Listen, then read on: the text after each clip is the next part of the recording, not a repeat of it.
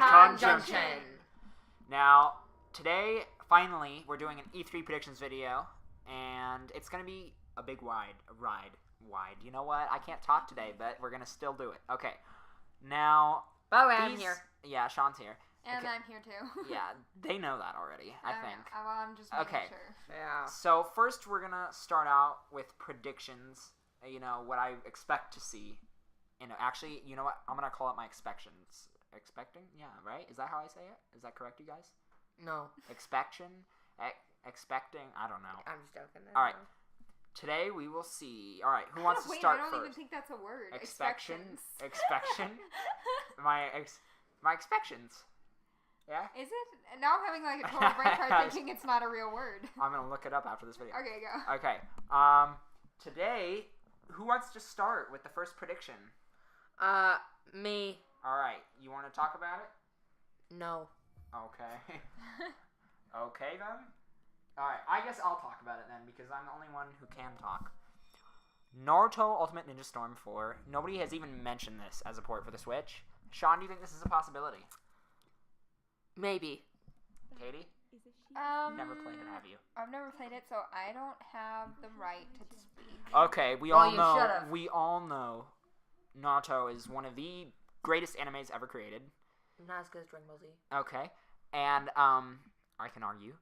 Okay, so anyways, this game. As good as One Punch Man? This game, no, but anyways, this game was on Xbox One and I think PS4, and it was probably one of the greatest games to come out. And Sean's looking at me right now like I'm a psychotic person. Okay. I really think that this is a possibility on the Switch because Bandai Namco is bringing Dragon Ball Z Universe 2, and this is the newest Naruto game. So I think this is definitely a possibility, and I'm really looking forward to that announcement because I 100% think it will be announced, maybe not at E3, but this year. What else? Mario okay. Odyssey? Okay. Let me explain something to you. Okay, what? Okay, my turn. Okay. Number 2, I definitely, prediction-wise, think E3 will be the place where they unveil their virtual console. I think if they wait much longer, they're gonna might have an uprising about it. I don't know. Nintendo sometimes does that to people though, and I hope they don't. But they should give a glimpse of it. I'm predicting virtual console, and if they don't get virtual console, then I at least want a trailer for a virtual console. Yeah, just give us a glimpse of it, even if it's not like the full thing. And I don't expect it to release during E3 week at all. I don't. I think maybe in the fall or around Christmas. But wait, I have a prediction. What? Metroid. I'll say that. Oh, Metroid. Oh. Almost forgot about that game. The long lost golden treasure of the Nintendo. Everybody's been talking about this, and to be honest with you, I'm going to be completely honest of how I feel. I doubt you'll get any Metroid this year. I mean, every time they mention it to what's his face? What's his name? Oh, Reggie. It's always kind of like maybe it's not the it's gonna happen. Maybe it's more like that. I feel this way. I feel like it's more of the not gonna happen for a bit. Maybe. I mean, Retro Studios came out and said that it wasn't Metroid. I think. But I have another one. Pokemon Stars. Oh God. That one. I'm not a big Pokemon fan, but neither am I. I think this is possible. But they never announced their Pokemon games at E3. They always announce it like a month before. I'm pretty sure. Like a month before E3.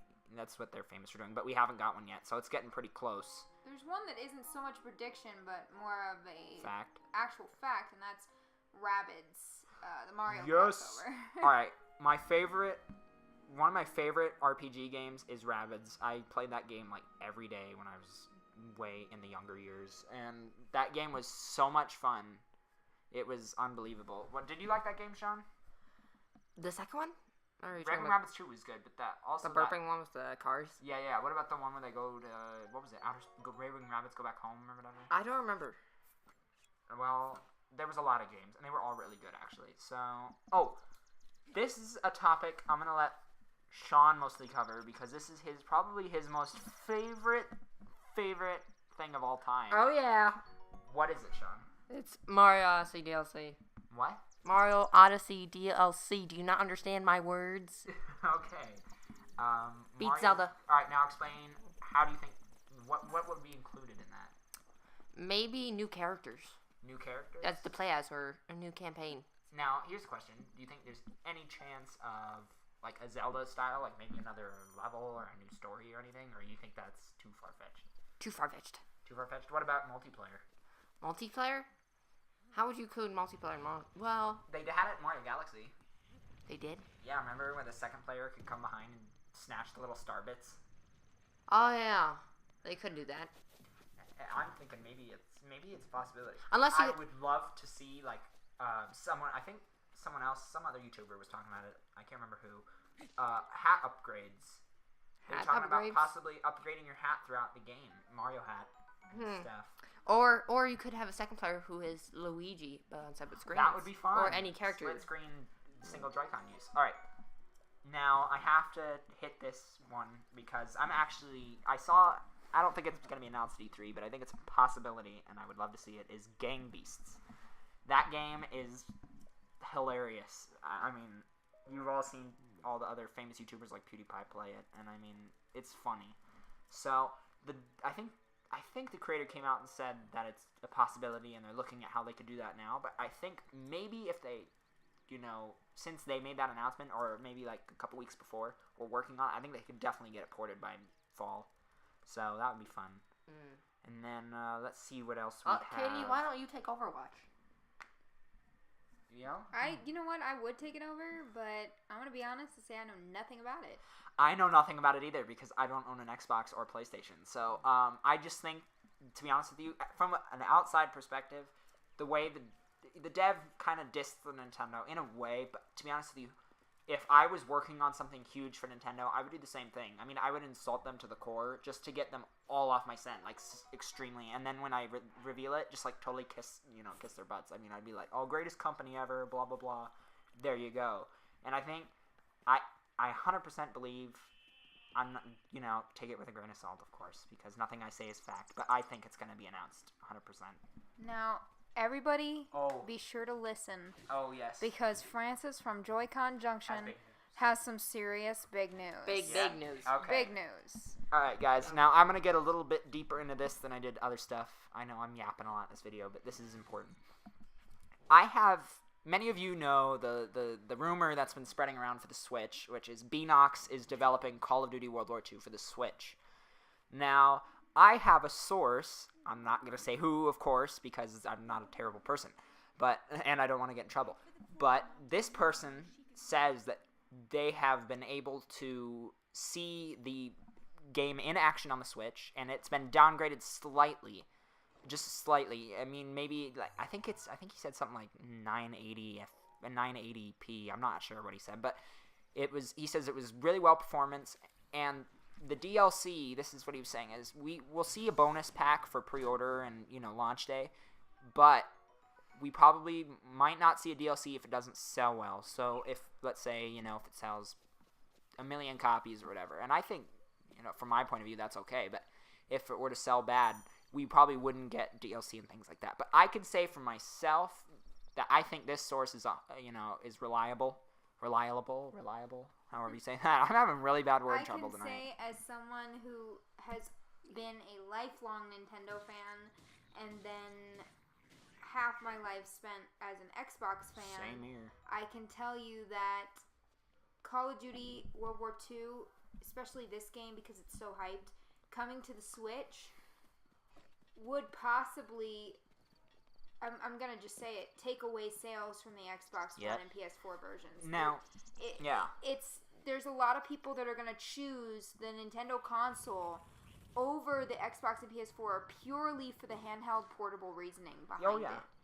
And that's obvious. Yeah, exactly. Now, this is something that makes me laugh, is a lot of people are like, oh, well, Nintendo has to redeem themselves somehow, like if they were lost. I mean, I understand the Wii U was a flop, but it had some good games in the end of its life. But they're trying to say Nintendo has to redeem itself to earn Call of Duty. Well, to be honest with you, I agree with what a lot of us said, which was Call of Duty needed to redeem itself before the Switch was, going to hold it. Because Call of Duty, a lot of you going to hate on me for this. No, Call of Duty sucked the last 5 years. Yeah, it had. Well, I got to I hated Ghost multiplayer. The campaign was actually Ghost was decent. horrible. The campaign was decent. And this is where me and Francis will differ. Advanced Warfare was bad. Advanced Warfare was good. Okay, that's as far as futuristic as I can go in a game. Infinity Warfare was like the worst thing I've ever seen. Infinity Warfare, or whatever it's called, belonged in the garbage warfare. I played the campaign, and I got to, I think it was only like the third level. It's when, I call him Jon Snow. It's when Jon Snow pops in, and he kills the guys that were on the mission. And I'm thinking to myself, this is the worst game I've ever played. Oh, it's bad. This sucks. It wasn't even good. What everybody loved about Call of Duty was the boots on the ground. Call of Duty 4. Not all that What about exoskeleton jumping crap that no one liked. The best futuristic one for me was Advanced Warfare, and that's my limit. I mean, I couldn't go any more futuristic than that. I liked Black Ops 3. I had fun multiplayer with that. The Zombies was my favorite. I actually liked it better than the original Zombies, only because the Gobblegum was really interesting, and I got some really cool stuff on there, especially the fact that I could pack-punch guns more than once. But the most important thing to remember here is that another thing that I don't like is that when people say that Nintendo has to redeem itself. Yes, the Wii U sucked, as if, like Francis said, but let me explain something to you. Nintendo does not ever have to redeem itself. Nope. Nintendo, Is the newsflash, guys, gave us Mario. And Zelda. You would never have Mario. You would never have Zelda. And as much as you hate Xbox, sorry. As much as the Xbox gamers hate Nintendo, they even admit that Mario is an iconic character that everyone knows. Everyone knows Mario. Mario's like the Mickey Mouse of the gaming community. Exactly. You can't have games without Mario. You can't Sorry, have games it's without just Mario. not possible. I mean, everyone, not everyone, but most people even know the Triforce symbol. I mean, the true gamers will know that, of course. Then there's the gamers who are not as, biased. I'm biased, but I'm not. I like Xbox. I played that for since 2007. I had a Game Boy Advance, I had all that, but I always played Xbox, especially the fact that I could go around and shoot players on live, like Call of Duty, that was a lot of fun. But I traded that in February, got rid of it, and you know why? Because I gotta tell you something. As much as the games on Xbox are pretty good, they don't really care about the players, the company, at all. Otherwise, they'd be doing things like Nintendo does, like those fun rewards programs and stuff like that. And there's, people like to say, oh, well, Nintendo's just a family-friendly company. Well, that's totally not true, because back in, I think it was 2006, they had a Mafia game where you could actually use, I'm not sure if any of you remember this, where you could actually use the nunchuck and the Wii Remote to choke people. I mean, that's not family-friendly. Let's talk about our hopes now. Okay. Stuff that isn't predictions, but that we really, personally, hope for in E3. All right. Final clarification, by the way. I 100% am telling you, take it with a grain of salt, of course, but I believe 100%, and I know Call of Duty World War II is coming to the Switch. Okay.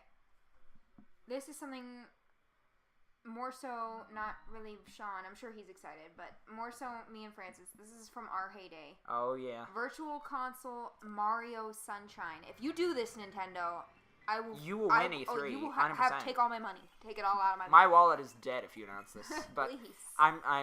people have already said it. If they announce like a Virtual Console Mario Sunshine, that's an automatic E3 win. Yeah, like N64, Game Boy Advance, GameCube games. They should put those Oh, all yeah. in there. I would love to play.